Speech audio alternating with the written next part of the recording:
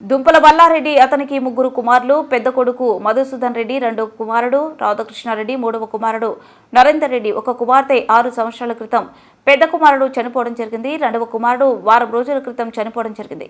వారికి సంబంధించిన ఆస్తులు, డాక్యుమెంట్లు, డబ్బు, నగలు దుంపల మల్లారెడ్డి ఉమ్మడి ఆస్తి. దుంపల రాధాకృష్ణారెడ్డి మరణ అనంతరం వారి కుటుంబ సభ్యులు మరణ కార్యక్రమం మరియు కర్మకాండ చేయడంలో భాగంగా అనంతరం దుంపల మల్లారెడ్డి కుమార్తె అయిన శకుంతల భర్త భూపాల్ రెడ్డి ఇరువురు కలిసి డాక్యుమెంట్లు, నగదు కాజేశారు. దాదాపుగా సుమారు 60 లక్షల వరకు ఉంటుంది, ఇంకా ఎక్కువే ఉంటుందని దుంపల మల్లారెడ్డి పెద్ద కొడుకు అయిన మధుసూదన్ రెడ్డి కుమారుడు ప్రశాంత్ రెడ్డి తెలపడం జరిగింది.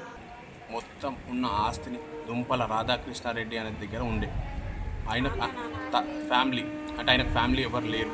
తాత నానమ్మ దగ్గర, తాత మరణాంతరం నానమ్మ మరణాంతరం రాధాకృష్ణారెడ్డి మరణాంతరం మొత్తం ఇలా డాక్యుమెంట్స్ మొత్తం చూస్తే అందులో మా బాండ్స్, మన ప్లాట్ డాక్యుమెంట్స్ అన్నీ దొరికినాయి.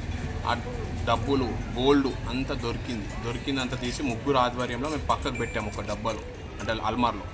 అయితే మేము 6 రోజులు అక్కడ చెరువు దగ్గర కార్యక్రమాలు చేస్తుండగా కోరంద శకుంతల భూపాల్ రెడ్డి అనే వీళ్ళు ఆడవిళ్ళ వాళ్ళు మా ఇంట్లో నుంచి ఉన్న డాక్యుమెంట్స్, పేపర్స్ అన్నీ ఎత్తుకొని వచ్చి ఇక్కడ ఉన్నారు. మేము నిన్న 3:30 నుంచి ఇప్పటి వరకు ఇక్కడ న్యాయం చేసే వరకు మేము ఇక్కడనే ఉంటాం. చిన్న కూడని నరేందర్ రెడ్డి వాళ్ళ మిస్సెస్ అయితే మాకు కూడా న్యాయం జరగాలని కూడా